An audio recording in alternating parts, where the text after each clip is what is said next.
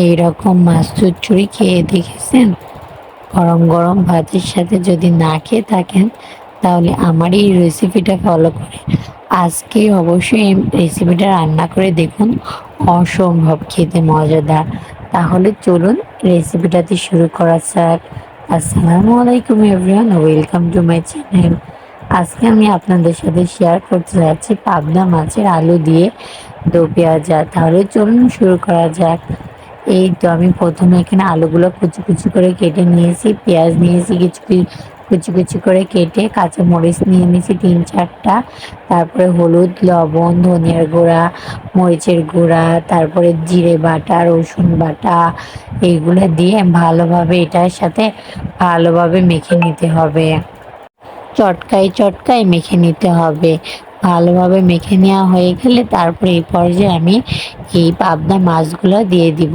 পাবদা মাছগুলো দিয়ে ভালোভাবে একটু মিশিয়ে নিব এই আলু আর পেঁয়াজের সাথে, মশলার সাথে। আর দিয়ে দিব একটা তেজপাতা, একটা দারুচিনি আর একটা দিব এলাচ। দিয়ে ভালোভাবে এটা আবারও মিশিয়ে নিব। আর আমি এখানে সয়াবিন তেল দিয়ে দিলাম। এই পর্যায়ে হাত দিয়ে আর মিশাতে যাবেন না। এই পর্যায়ে আপনারা একটা সল্লি ইউজ করবেন।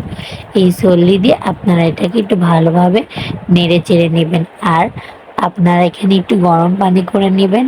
এই পর্যায়ে আমি এখানে গরম পানি দিয়ে দিলাম। এটা কোনোভাবেই কিন্তু আমি চুলায় বসেই করিনি, এটা আমি একেবারে চুলায় দেওয়ার আগ মুহূর্তে এটাকে আমি ভালোভাবে সবগুলো ম্যারিনেট করে তারপরে আমি চুলাইতে এটাকে রান্না করে নেব।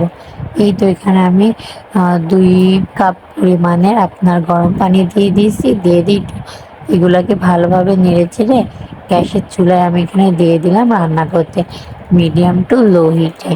এইভাবে আমি 10 মিনিট মতো রান্না করে দেব। একটু পর আলতোভাবে এটাকে নাড়াচাড়া করতে হবে। কোনোভাবে জোরে জোরে নাড়াচাড়া করতে যাবেন না, তাহলে মাছগুলো ভেঙে যাবে। অবশ্যই আলতোভাবে নাড়াচাড়া করতে হবে। এই তো আমার 10 থেকে 15 মিনিট রান্না করা ডান। এই পর্যায়ে আমি গ্যাসের চুলাটাকে বন্ধ করে নামিয়ে নিব। দেখুন আমার মাছটা কতটা সুন্দরভাবে হয়েছে। আপনারা এই মাছটা অবশ্যই গরম ভাতের সাথে ট্রাই করুন। অসম্ভব খেতে মজাদার এরকম পাবদা মাছের আলু দিয়ে দো পেঁয়াজা গরম ভাতের সাথে খেলে আপনাদের মুখে লেগেই থাকবে।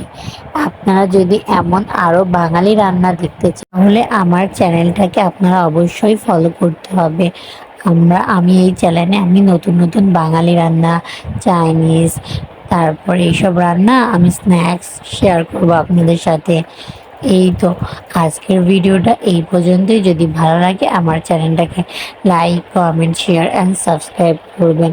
পরবর্তী কোনো ভিডিওতে দেখা হচ্ছে। সেই পর্যন্তই সবাই ভালো থাকবেন। আল্লাহ হাফেজ।